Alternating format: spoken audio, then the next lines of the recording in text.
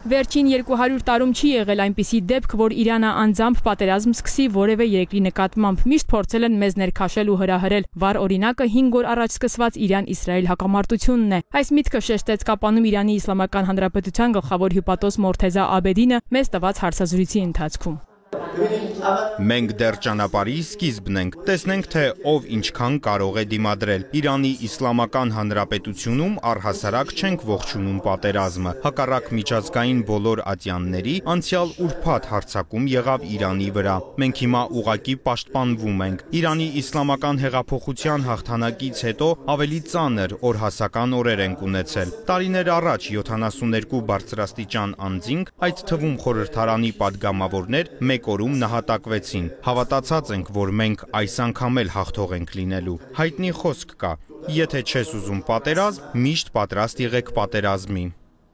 Մորթեզա Աբեդին շեշտում է, հակառակորդը թիրախավորել է գիտնականներին, բարձրաստիճան զինվորականներին ու բժիշկներին։ Գիտեք, որ Իրանը քասկեղի դեմ բուժման գործում առաջընթաց ապահովող երկրների շարքում աշխարհում երրորդն է։ Վերջին օրերին զոհված բժիշկների մեջ է նաև ոլորտում մեծ ներդրում ունեցող մասնագետներից մեկը։ Եվ սա պատահական չէ, պատժամիջոցների տակ գտնվող Իրանը օր-օրի հզորանում է։ Հյուպատոսյանը վերջին օրերին աշխատում է ծանրաբեռնված, նշում է Աբեդինը, ավելացնելով, հատկապես այս իրավիճակում դիմողների թիվն է ավելացել։ Օրական մոտ 5 համերկրացիների են ընդունում ճանապարհում, վերջին խումբը իրանցի դերասաններն էին, որոնք գործով Հայաստան էին եկել, արդեն ուղևորվել են Իրան։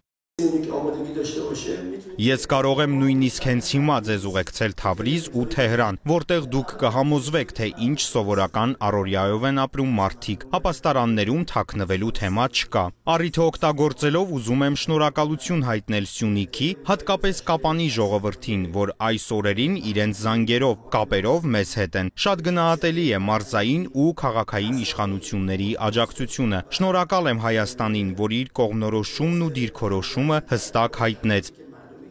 Իսկ ինչ վերաբերում է բեռնափոխադրումներին, ռազմական գործողությունները ոչ մի կերպ չեն ազդել գործընթացի վրա, վստահեցնում է հյուպատոսը։ Մեղրիում այս պահին անցակետի աշխատակիցներն իրենց ընտանիքներով ժամանակավոր բնակություն են հաստատել, ցանկացողներին աջակցում ենք կացարանով։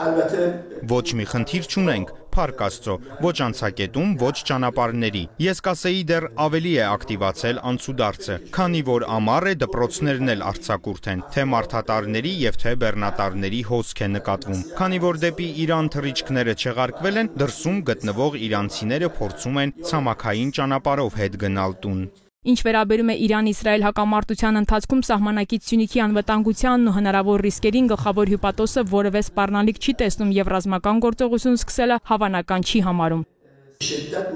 Իրանի Իսլամական Հանրապետությունը շատ հստակ է ներկայացրել իր սահմանները եւ մշտապես արտահայտել է իր դիրքորոշումը։ Ձեզպես, որպես տեղի բնակիչ, հանգիստ երթևեկում եմ եւ որևէ խնդիր չեմ տեսնում այդ առումով։